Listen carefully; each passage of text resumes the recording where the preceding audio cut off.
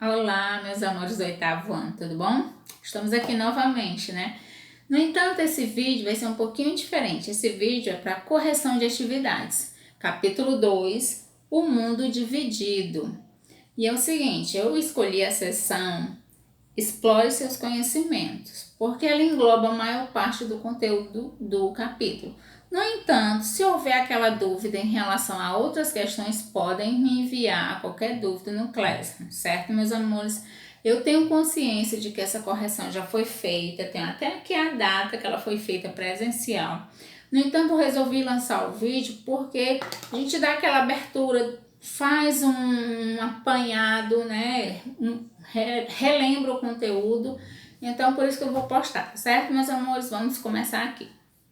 Página 38, questão 1.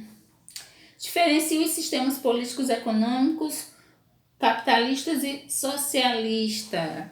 Isso em relação à economia, meu amor, eles são bem diferentes, tá? O capitalismo, as indústrias fazem suas próprias regras, ditam seus salários, ditam como será a sua linha de produção. Já no socialista, o que? As indústrias são estatais. O que quer dizer isso? O Estado dita o salário, dita a forma de fazer, dita o que fazer. Então, essa é a diferença, certo? Entre capitalismo e socialismo no âmbito econômico. Veja que a pergunta é político-econômico, certo? Vamos aqui na segunda questão. Observe a charge a seguir. Olha só. Podemos observar aqui. Opa, né? Quais são as principais características da Guerra Fria representada na charge, certo? Ambos aí, aqui a gente percebe que ambos representantes das nações, eles estão segurando armas, né? Então, é o desenvolvimento bélico aí na Guerra Fria, né? Essa corrida armamentista entre Estados Unidos e a União Soviética. Houve o desenvolvimento de armas para destruição em massa e as duas nações ficavam naquela disputa de quem fazia a arma mais mortal, certo? Vamos aqui na terceira questão. Quais os principais fatores que levaram ao fim do socialismo soviético? Meus amores, autoritarismo é a palavra dessa questão. Um governo autoritário que não dava liberdade ao seu povo. Então, esses regimes totalitários e autoritários um dia vêm a ruir porque a população fica insatisfeita, certo? E é insustentável um governante, meus amores, levarem o desenvolvimento da nação quando a maior parte da população está insatisfeita com as ações daquele governo, certo? Vamos aqui na quarta questão. Explique as diferenças entre países desenvolvidos e subdesenvolvidos no contexto da Guerra Fria, certo? No contexto da Guerra Fria, desenvolvido eram países de grande poder de consumo, boa qualidade de vida, certo? Isso era um país desenvolvido. Já países subdesenvolvidos tinham indústria incipiente, dependentes de outras nações. Então, esses aí eram classificados países subdesenvolvidos, certo? Vamos aqui para a nossa quinta questão. Leia a manchete de um blog de notícias. Brasil está caindo de volta ao terceiro mundo, disse o site de economia. Disponível, essa notícia data de 14 de agosto de 2019. Bem recente, né? Ano passado, no caso. Atualmente, dizer que o Brasil é um país do terceiro mundo faz sentido? Hein, gente? Atualmente, não, certo? Porque com a queda com o fim da Guerra Fria, essa nomenclatura de primeiro mundo, segundo mundo, terceiro mundo caiu junto com ela. Então não faz sentido algum classificar um país quanto a primeiro mundo, segundo mundo, terceiro mundo, certo? Então não faz sentido essa classificação aqui. Isso aqui na letra A, tá? Aí vem agora a letra B. Reescreva a manchete utilizando a terminologia de regionalização de espaço mundial que seja mais adequada aos dias de hoje. Você vai reescrever a manchete utilizando a terminologia correta, que é aquela coisa que a gente fala anacronismo, né? Usar uma palavra que não pertence ao seu tempo. Então, dizer hoje que o Brasil faz parte do terceiro mundo, está caindo para o terceiro mundo, é um anacronismo, porque esse termo não pertence mais a esse tempo histórico. Então, para corrigir essa manchete, ficaria: Brasil está caindo de volta ao subdesenvolvimento, certo? Vamos aqui na questão 6. Lê as afirmações a seguir e as classifique-as quanto a verdadeira e falsas. Vamos aqui na letrinha A. A classificação dos países Norte e Sul reflete a realidade, visto que a localização no hemisfério norte é a principal causa de desenvolvimento desses países. Falsa, meus amores. Localização geográfica não vai determinar se um país é desenvolvido ou subdesenvolvido.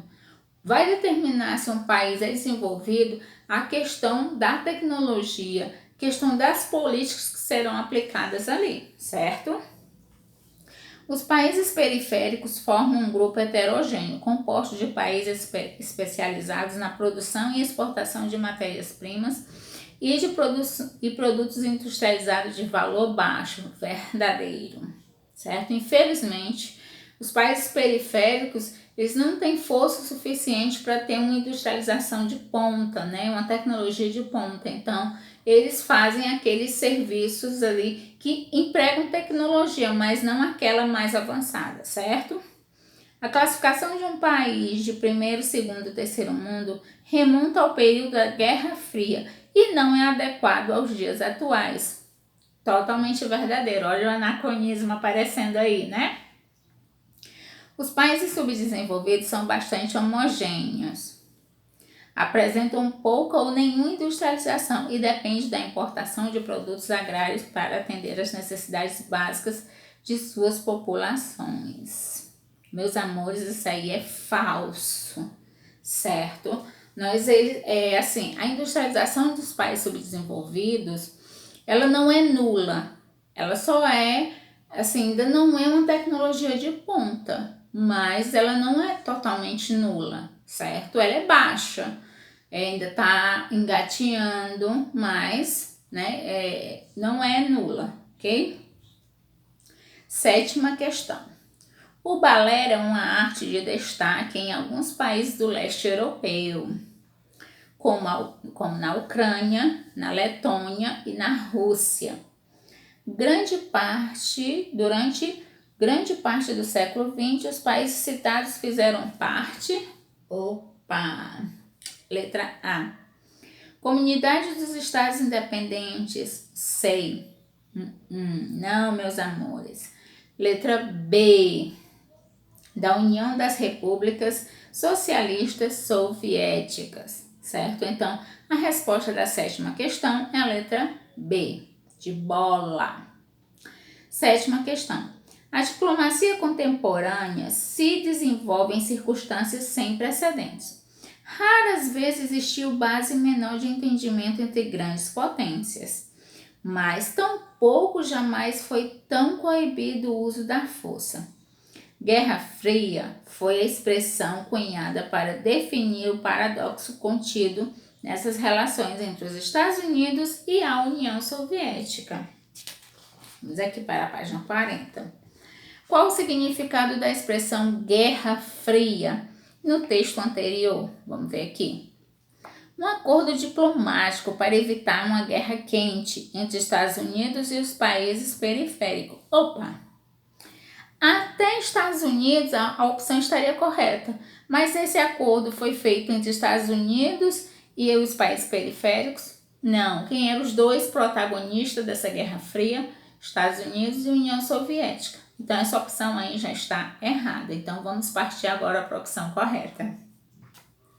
Uma divisão bipolar do espaço mundial que não levou a uma guerra direta de fato, mas não garantiu a paz. Era uma guerra ideológica.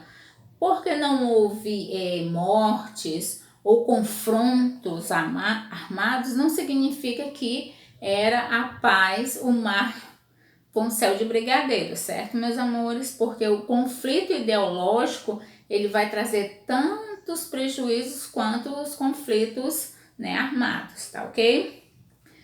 Questão 9. Modo de organização social e política que visa uma distribuição equilibrada da riqueza e as propriedades nas mãos do Estado.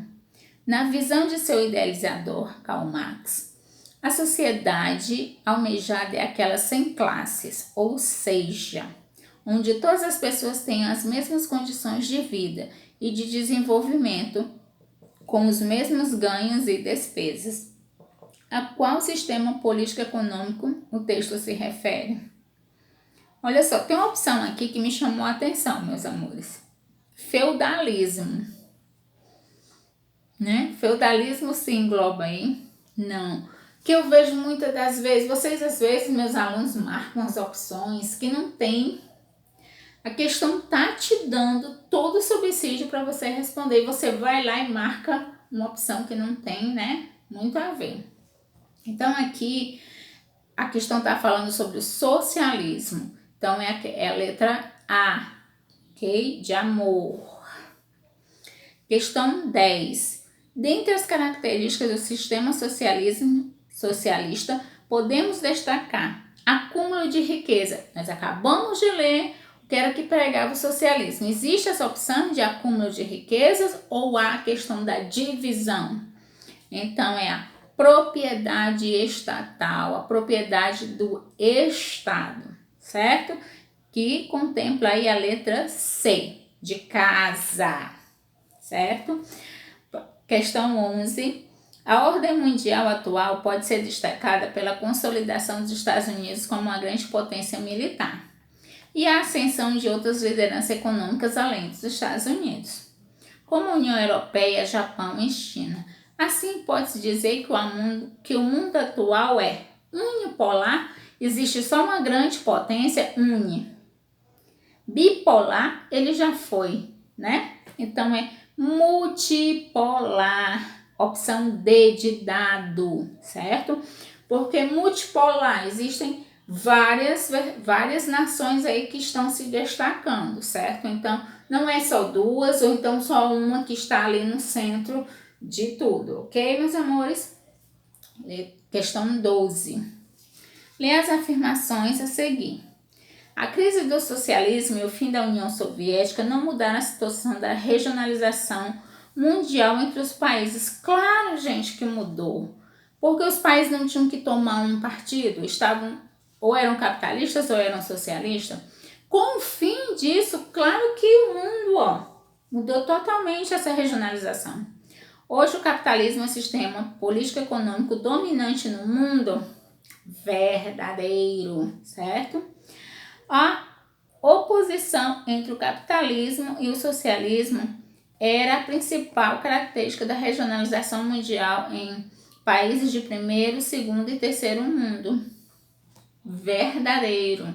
Então, a opção certa é a letra A, de amor, tá, meus amores? Vamos aqui na página 41. Qual critério era utilizado para se definir um país de segundo mundo? Vamos aqui na opção errada e depois lá na opção correta, né? Sistema político capitalista com presença de ditaduras. Opa! Segundo mundo capitalista no contexto Guerra Fria, essa opção aí já está fora de cogitação. Então, vamos aqui na opção correta, tá? Sistema político econômico socialista, aliado à União Soviética no período da Guerra Fria. Totalmente correto, certo? Onde os países eram classificados, primeiro mundo, países que estavam ali sendo capitalistas, que estavam tomando o lado dos Estados Unidos. Segundo mundo, países que estavam ali ficando do lado do socialismo junto à União Soviética, ok? 14ª questão. A economia portuguesa poderá crescer este ano a um ritmo muito superior ao previsto, acompanhando uma tendência que se manifesta igualmente em vários outros países periféricos. A zona do euro em que começam assim a diminuir a distância que os europeus nos últimos anos do norte da Europa. Tem a referência, né? O texto usa o termo países periféricos. Traz a ideia que estes países possuem metrópoles muito desorganizadas. Não contempla a nossa resposta, tá? Opção E. Depende da importação de bens industrializados. Opção E de elefante, tá? Esses países periféricos são esses países que dependem de alguns bens industrializados. Eles não produzem, por exemplo, eles vão produzir aquele painel de avião, mas eles não vão produzir 100%. Eles sempre vão depender de um outro local, trazer uma peça para juntar para realizar todo o processo, tá, meus amores? 15ª questão. Falamos a todo momento em dois mundos e sua possível guerra, esquecendo quase sempre que existe um terceiro. É o conjunto daqueles que são chamados, no estilo Nações Unidas, de países subdesenvolvidos. Pois esse terceiro mundo ignorado, explorado, desprezado, como terceiro estado, deseja também ser alguma coisa. Isso escrito, em 1952. O texto caracteriza a criação do conceito de países de terceiro mundo no período conhecido como Primeira Guerra Mundial, Segunda Guerra Mundial, fragmentação da União Soviética, ordem do mundo multipolar, Guerra Fria, conceito de Guerra Fria, o mundo era bipolar, certo? Então, a opção aí na 15ª questão é a letra C de casa. Tá, meus amores? Vou ficando por aqui. Espero que tenha ajudado. E qualquer dúvida, me envia aí o Classroom, certo, meus amores? Tchau, tchau e até a próxima.